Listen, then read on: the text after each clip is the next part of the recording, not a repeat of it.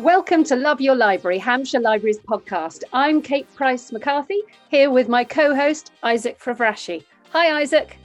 Hi, Kate. And thank you to our supporter, BorrowBox, the library app that lets you download ebooks and audiobooks straight to your phone or tablet. The nights are really starting to draw in now. How are you enjoying the cozier evenings? Oh, yes, I'm really getting into my reading at the moment. I'm doing a bit of multitasking with books. I'm simultaneously listening to Wolf Hall and the latest Anne Cleeve's book on BorrowBox, but I'm also reading The Sparsholt Affair by Anne Hollingsworth, who's an absolute favourite of mine. It sounds interesting. I'm starting reading The Haunting of Hill House by Shirley Jackson, because I love a bit of a spooky ghost story around Christmas time. I think it's great. I've heard so many people recommend Shirley Jackson, but I've not read any of her books yet. I will have to go on my to-be-read list. Absolutely. I've read a few of her short stories before, and they're very interesting. They're quite like psychological in elements. Claire Fuller, who was a recent interviewee on our podcast, she was the first person that got me reading Shirley Jackson, or got me interested in reading Shirley Jackson, should I say. She's a huge fan of hers. Later, Vicky from Eastleigh Library will be joining us to recommend one of her favourite reads. But first, Kate caught up with novelist and popular historian Alison Weir. Yes, her latest novel follows Katharine Parr, and it's the final instalment of Weir's 6 Tudor Queens series, which chronicle the lives of Henry VIII's wives. I found Alison a fascinating person to interview because she's got all this incredibly detailed knowledge right on the tips of her fingers. Yeah, and I found it really interesting when I was reading about Alison that she actually started writing when she was a teenager, and the research and the kind of narrative that she pulled together when she was a teenager formed her first book. And sort of the research in that carried on until the later books as well. So really, her writing career started when she was a teenager. Here's Kate speaking with Alison.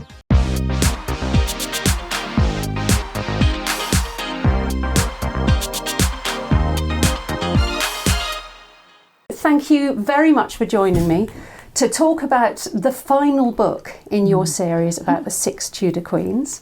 And of course, it's the final one. It's got to be Katharine Parr, who most of us will know as being the one in the school rhyme who survived. Yes. She survived her marriage to Henry VIII. But what makes her such a good subject for you as a writer? She's England's most married queen for a start, and she lived her life a bit on the edge because all those marriages were scenes of conflict. And when she talked about dangerous liaisons, when she married Henry VIII, she was really setting herself up for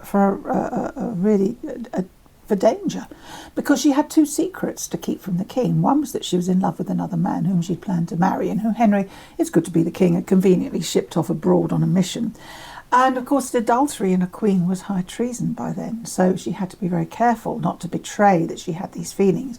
The other more dangerous secret was that she was a secret Protestant, and this is at a time when Henry is burning Protestants for heresy, and her enemies are poised to just catch her in one slip-up, and it's a fraught time for her. She clearly had a great passion for learning, and was one of the few women of her age who was published a book under her own name. She was the first English woman to publish a book, and she published 3 books actually. The first one was anonymous, the second one was later in Henry's reign, and the third was after his death. She advocates the politics of the Reformation. Henry is Moses leading his people out of Pharaoh's Egypt, away from Rome, and she speaks very, very deferentially of Henry. She also speaks quite strongly on the role of women, that they should be silent and learn from their husbands at home after the injunctions of St. Paul. But actually her actions belie her words. Indeed. And do you think that her intellect and her intelligence was one of the ways that she did kind of survive? She got through the king's court. I think her emotional intelligence too was of great advantage to her, because on one occasion when the Conservatives at court did conspire to bring her down, and she'd been disputing on religion with the king, and he was moaning and groaning when she'd finished. It was coming to something in his old age to be instructed by women who'd become such clerks, and the Bishop of Winchester Winchester, suggested to the king that her views were heretical, and Henry agreed that she be questioned. The warrant for her arrest was fortuitously dropped in a gallery, and someone loyal to her found it and took it to her.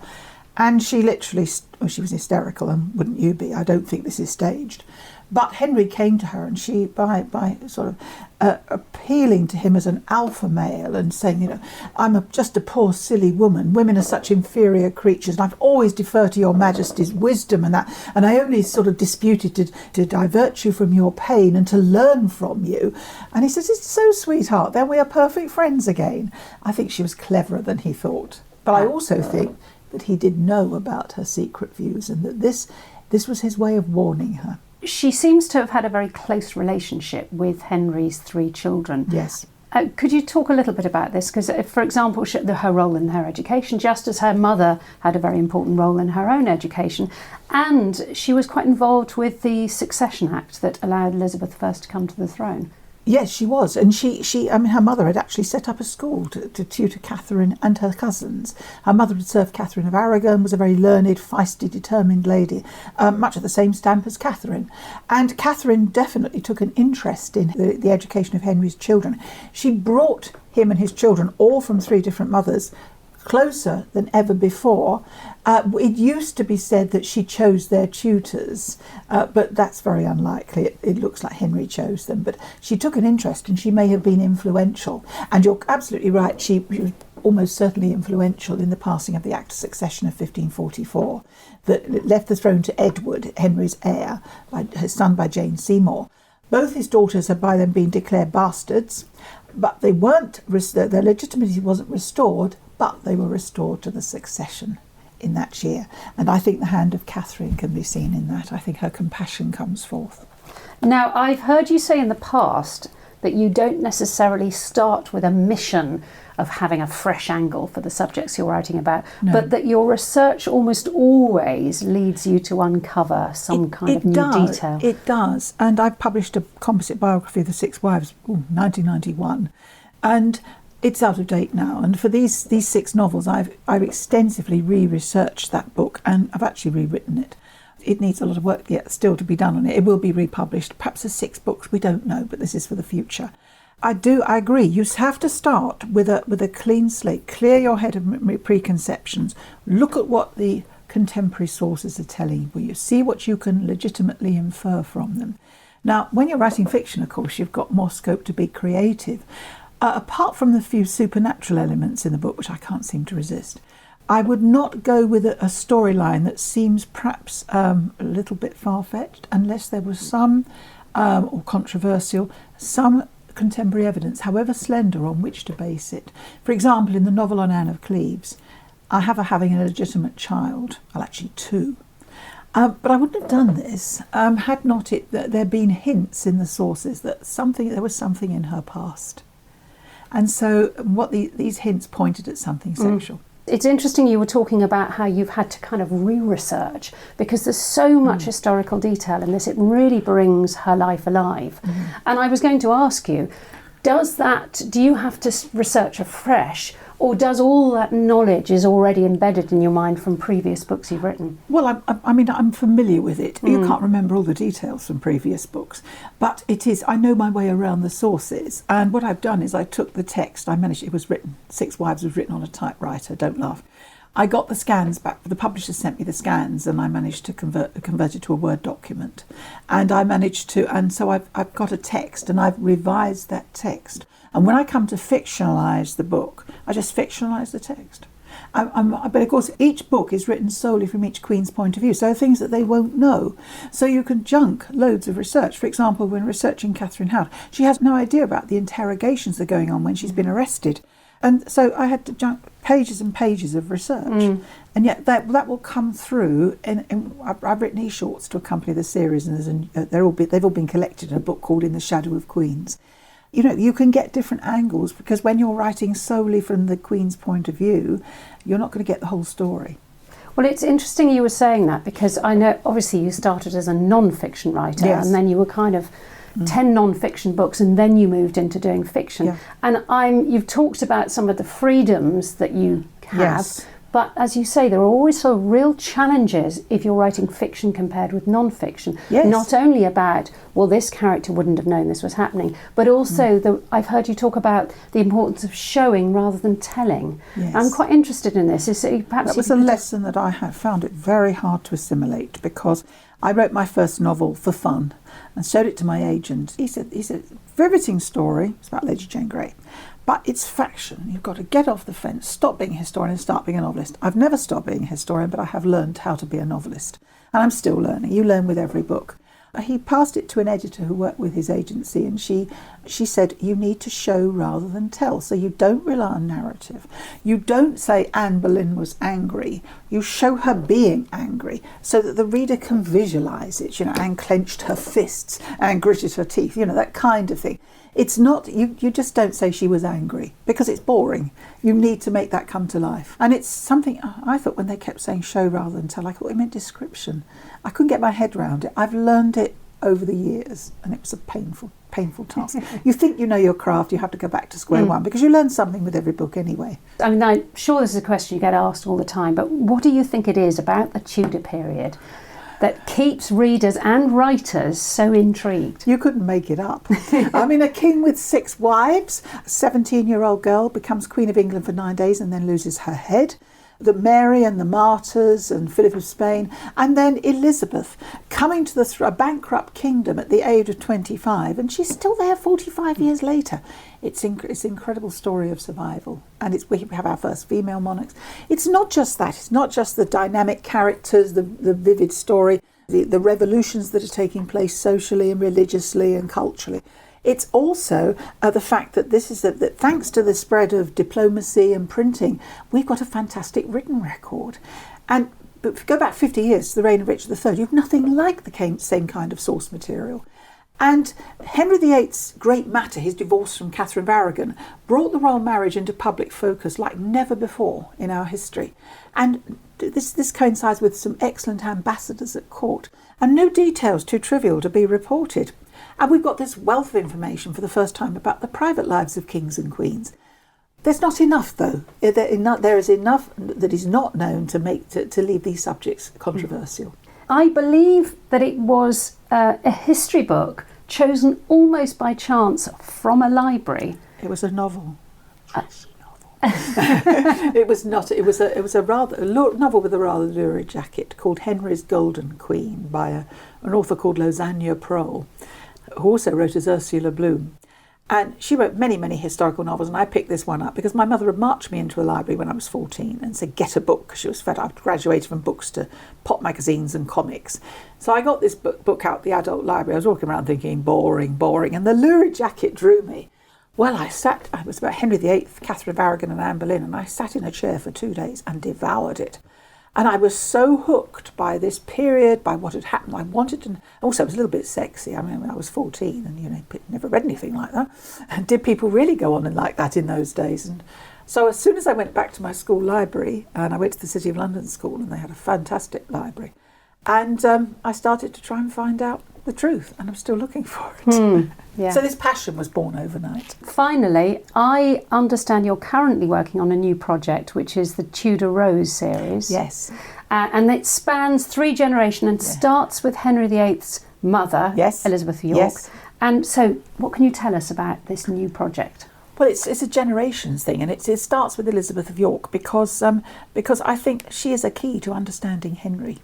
And her story is very dramatic. It spans the period from the Wars of the Roses to the Tudors and the very dramatic era of Bosworth.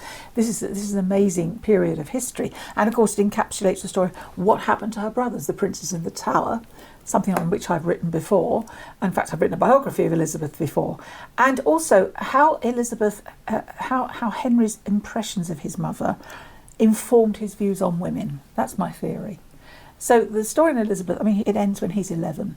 And it's a tragic loss for him, but his story, which I'm about to start next week, I've done half a morning, will pick up from there. And he sees her as the idealised queen, and she is the benchmark against which he judges all his wives.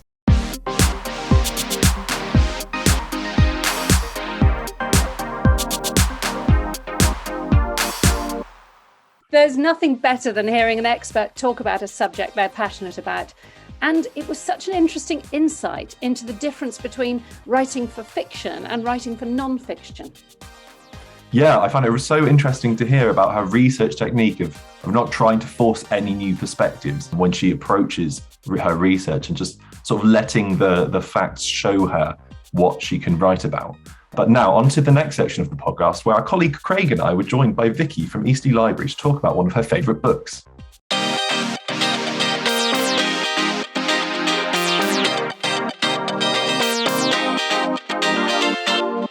Hi, Vicky. Welcome to the podcast. Thank you for having me.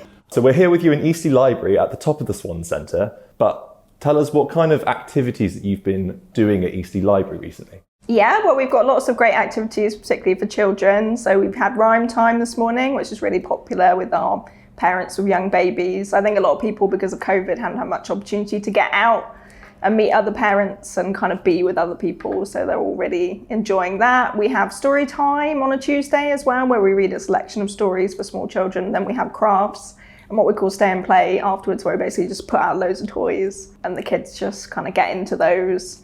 We also have construction club on a Saturday, which is making things with construction bricks.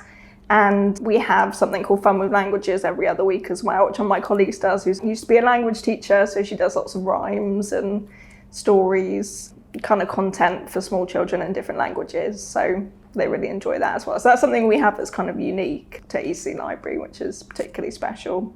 It's a load of fun activities there, and it always amazes me the breadth of different activities that we have on offer at our libraries, because I think a lot of people wouldn't necessarily know, you might anticipate maybe, some craft, but that breadth that you just talked about, it really does offer a lot for, a lot of children across a lot of different ages, doesn't it? Yeah, it really does. And at Eastleigh Library, I think one of our most popular things is the children's activities and the children's books. So our children's library makes up a really large proportion of our library, and we just continually made it bigger because that is really what our customer base wants, is the children's books and the children's activities. It's real kind of family place, really.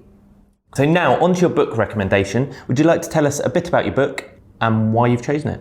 Yeah, so I have chosen the book Nobody Told Me, Poetry and Parenthood by Hollie McNish. I've chosen it because I think it's a really interesting book, whether you've had a small child or not. So it goes through from her child's birth up until 3 years, and it's quite episodic, just different kind of notes that she's captured, different poems that she's kind of written about what it's like to be a new parent, really, and kind of following her through that journey. So I really enjoyed it as somebody who has had a child. Initially I was going to read it when I had a small child, but I ended up reading it a little bit later because it is hard to read when you have a small child. But it is very kind of short chapters, short kind of sections, so that does make it a lot easier to read in the free time that you do have as a parent. Yes, definitely. And I jumped into reading it. I had a bit of a Google, just sort of, I quite like to know what I'm going into before I start a book. And she won, I saw the Ted Hughes Prize for Poetry. Yes. And there's a really interesting interview with her where she was talking about how she's not being humble. She doesn't think that she won it for the poetry or for the sort of form. I think that's kind of what's special about this book, isn't it? Is that it isn't about the poetry necessarily. It's about kind of what's going on. How did you think it matched up to poetry that you've read before? Well, I have read quite a bit of poetry before. I do borrow poetry sometimes from the library, and we do have a great kind of poetry section. But I think it was just, I really liked the way it mixed the poetry with the prose. So it's kind of a diary of what's happening in her life. And then she said that she wrote the poems. They're not kind of really polished poems. They're just sort of ideas that came to her. And there are real kind of snippet. I think it's a sort of book that you could kind of flick through and find poems that really kind of mean a lot to you, and kind of different sections that she covers as well that are particularly interesting on all sort of different parenting things. So things that you would expect, like giving birth, but there's also things about when her child was 2 and she just had a massive tantrum in the street and trying to deal with that, which I think everyone has been there, really. If they have a small child, there's always some point where they have a tantrum in the middle of the street and just won't stop screaming. And then you think, well, what do you do? And she handles it all in quite a kind of humorous, fun way, and it's quite open and honest as well. So I think, it is. I think some people may be put off by it if they think, oh, I'm not really into reading poetry. But I think you don't have to be someone, it's not that kind of thing, reading poetry at school, of kind of deconstructing all the really complex words. I think it's just kind of capturing an experience really in the poems.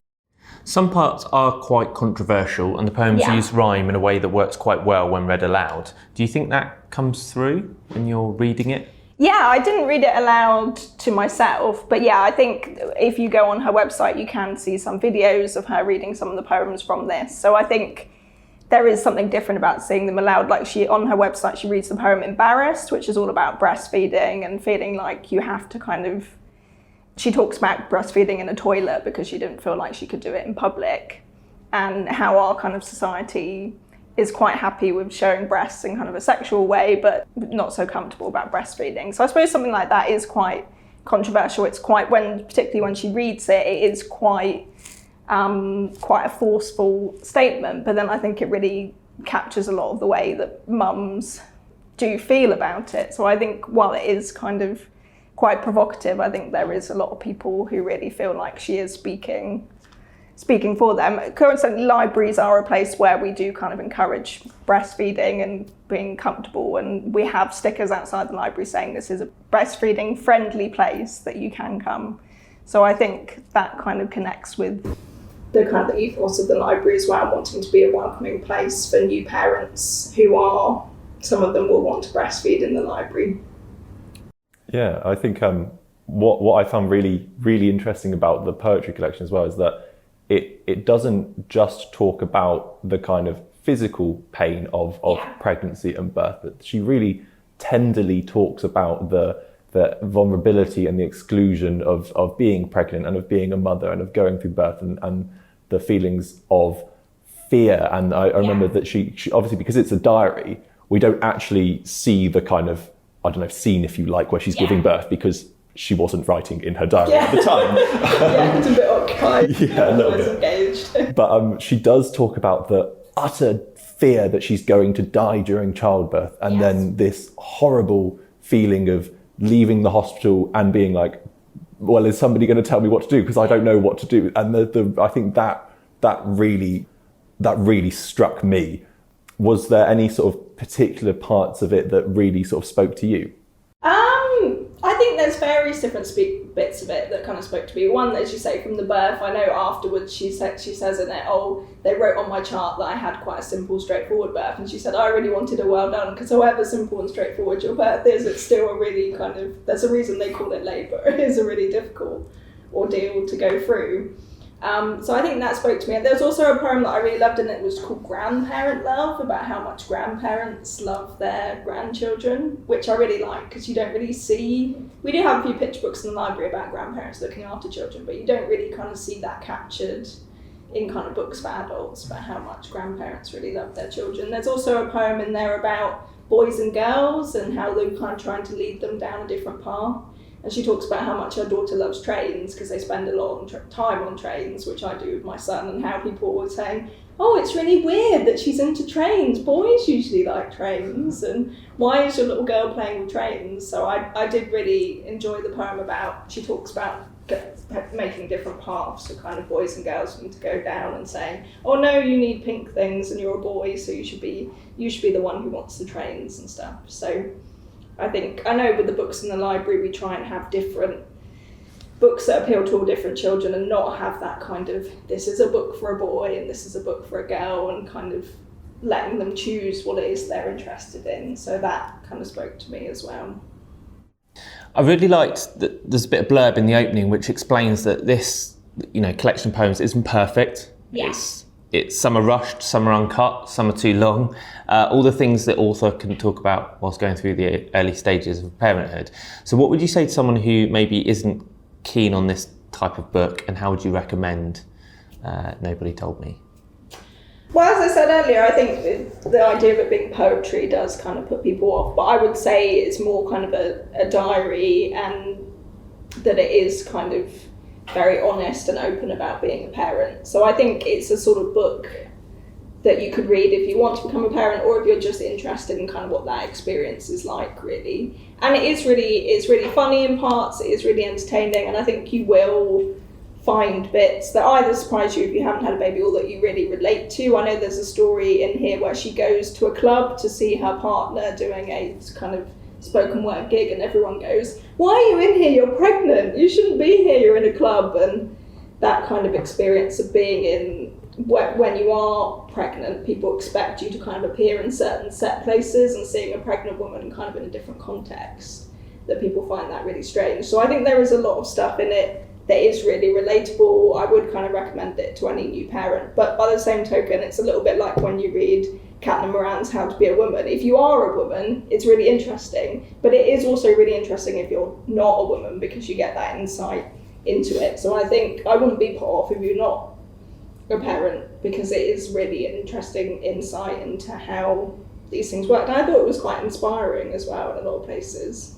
For sure, and I think like even the topics we've discussed so far, breastfeeding, raising a baby to any specific gender, a lot of these things are kind of topical things that will crop up. I mean, the book was written in 2016, was it? 2016. So, these things often crop up, every so often, and there's a lot of touch points in there, with a lot of the stories in there that are relatable, even to people that aren't parents. Yeah, and I think it being called poetry, I think can definitely scare people off, but it's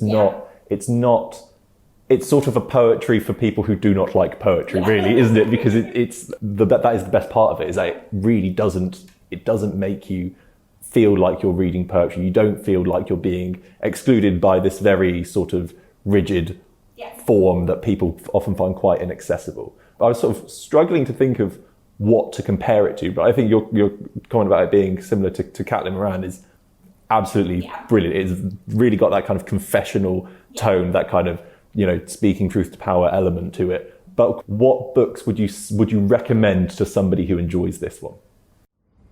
I would recommend probably checking out our library parents collection, because there's a lot of memoirs in there about being a parent. So if you like that, I think you would like some of the other things that are in there. It's interesting to me that this book, I borrowed this book and it's in the kind of poetry and literature section, but I think it could just as easily be in a parents collection, because it is very much a book about parenting. But I think we always have that difficult thing in the library, well, where do you put a book? Do we put it in the poetry section? Do we put it in the parenting section? Do we put it in the biography section?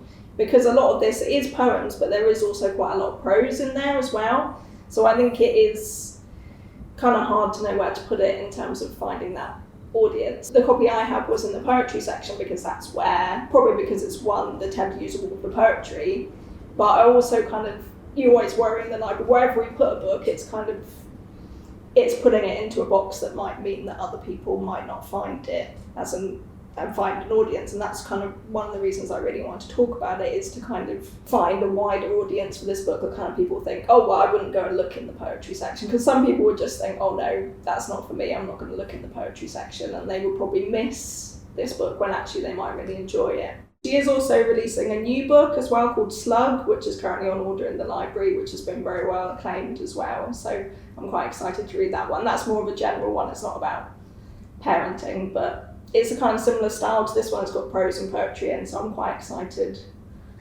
Fantastic. Thank you for joining us. We look forward to joining you again in Eastleigh Library soon. It's time to look at some of our unlimited BorrowBox titles for the month. These are the ebooks and audiobooks you can download straight away, even if loads of other people are reading them at the same time. You can browse the full list of titles in our episode show notes, but one of the ones that really stood out to me was Lovecraft Country by Matt Ruff. It's a horror drama that was recently turned into a TV series by HBO.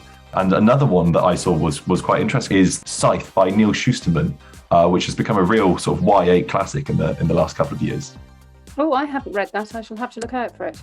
But our online reading group has chosen The Humans by Matt Haig as their book of the month. You can download the book now on BorrowBox as an audiobook or ebook and join the conversation through our Hampshire Libraries Facebook group.